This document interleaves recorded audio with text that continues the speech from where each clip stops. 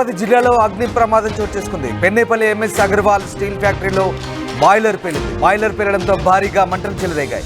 మంటల్లో చిక్కుకున్న 7 సిబ్బందికి తీవ్ర గాయాలయ్యాయి.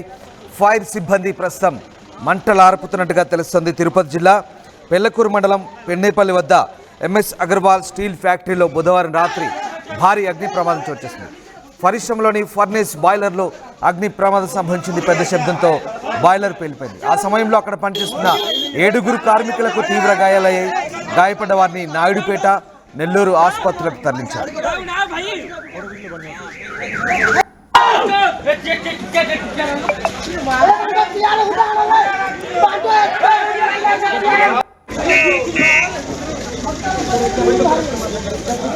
ఇక ప్రమాద విషయం తెలుసుకున్న పోలీసులు, అగ్నిమాపక సిబ్బంది ఘటనా స్థలాన్ని చేరుకొని మంటలను అదుపు చేసేందుకు ప్రయత్నిస్తున్నారు. స్టీల్ ప్లాంట్లో రాత్రి షిఫ్ట్లో 50 నుంచి 70 మంది కార్మికులు పనిచేసినట్టుగా తెలుస్తుంది. వీరంతా బీహార్ వాసులేనని స్థానికులు చెప్తున్నారు. యాజమాన్యం వివరాలు చెప్పకుండా గోప్యత పాటిస్తుండడంతో అంతా అయోమయం నెలకొంది. మొత్తం మీద ఫర్నేస్ బాయిలర్ పేలడంతో ఈ అగ్ని ప్రమాదం సంభవించింది. పెద్ద శబ్దంతో బాయిలర్ పేలిపోయింది. ఆ సమయంలో అక్కడ పనిచేస్తున్న 7 కార్మికులు తీవ్రంగా గాయపడ్డారు. వారిని స్థానికంగా ఉన్నటువంటి సమీప ఆసుపత్రిలో నాయుడుపేట, నెల్లూరు ఆసుపత్రికి తరలించి చికిత్స అందిస్తున్నట్టుగా తెలుస్తుంది. ప్రస్తుతం మీరు చూస్తున్న దృశ్యాలు తిరుపతిలోని ఎంఎస్ అగర్వాల్ ఫ్యాక్టరీలో చోటు చేసుకున్న అగ్ని ప్రమాదానికి సంబంధించిన దృశ్యాలు. అది బాయిలర్ పేలడంతో అక్కడ పెద్ద ఎత్తున ఎక్స్ప్లోజివ్ చోటు చేసుకుంది. పెళ్లకూరు మండలం పెన్నేపల్లి వద్ద ఈ ఘటన చోటు చేసుకుంది. మా కరెస్పాండెంట్ సురేష్ జైన్ అవుతున్నారు. సురేష్, స్టీల్ ఫ్యాక్టరీలో బాయిలర్ పేలిన ఘటనలో 7 తీవ్రంగా గాయపడ్డట్టుగా తెలుస్తుంది. వారి పరిస్థితి ఎట్లా ఉంది ఇప్పుడు? ఏదైతే నిన్న పెన్నేపల్లిలో వద్ద ఉన్నటువంటి అగర్వాల్ స్టీల్ ప్లాంట్ లో యొక్క పేలుడు సంభవించింది. ఏదైతే గత రాత్రి 10 గంటల ప్రాంతంలో యొక్క పేలుడు సంభవించినట్టుగా తెలుస్తుంది.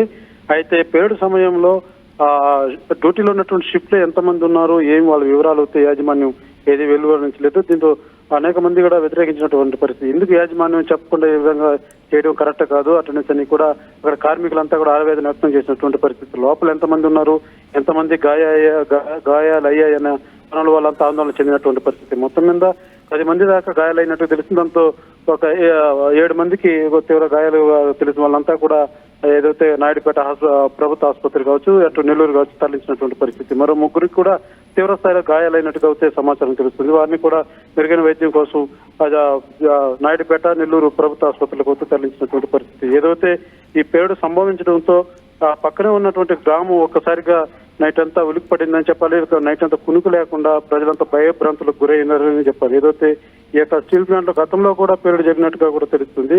అయితే యాజమాన్యం ఎందుకు ఇలాంటి నిర్లక్ష్యంగా వ్యవహరిస్తుంది, ఎంతమంది గాయాలయ్యాయి, లేకపోతే అది సంభవించిన తర్వాత ఒకసారిగా ఏ రకంగా ఇది చోటు చేసుకున్నదాని వివరాలు చెప్పకుండా యాజమాన్యం గోప్యంగా ఉంచడం పట్ల మాత్రం తీవ్ర విమర్శలకు దారితీస్తుందని చెప్పాలి. రందోస్ అదే తరుణంలోనే గాయపడినంత వారిని కూడా పోలీసులు కావచ్చు, ఫైర్ సిబ్బంది కావచ్చు హుటాహుటిన హాస్పిటల్ తరలించినటువంటి పరిస్థితి. అయితే ఆ మంటలు కూడా అదుపు చేసే ప్రయత్నం చేశారు.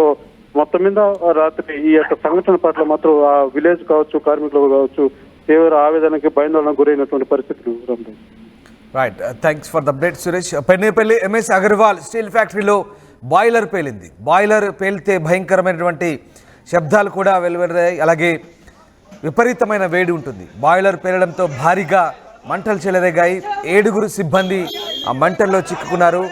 తీవ్ర గాయాలయ్యాయి. వారిని సమీపంలోని ఆసుపత్రికి తరలించి చికిత్స అందిస్తున్నారు. ప్రస్తుతం ఫైర్ సిబ్బంది మంటలు ఆర్పేందుకైతే ప్రయత్నిస్తున్నారు. ఒక్కసారిగా బాయిలర్ పేలడంతో భారీ శబ్దం చోటు చేసుకుంది. దీంతో స్థానికంగా ప్రజలు భయాందోళనకు గురయ్యారు.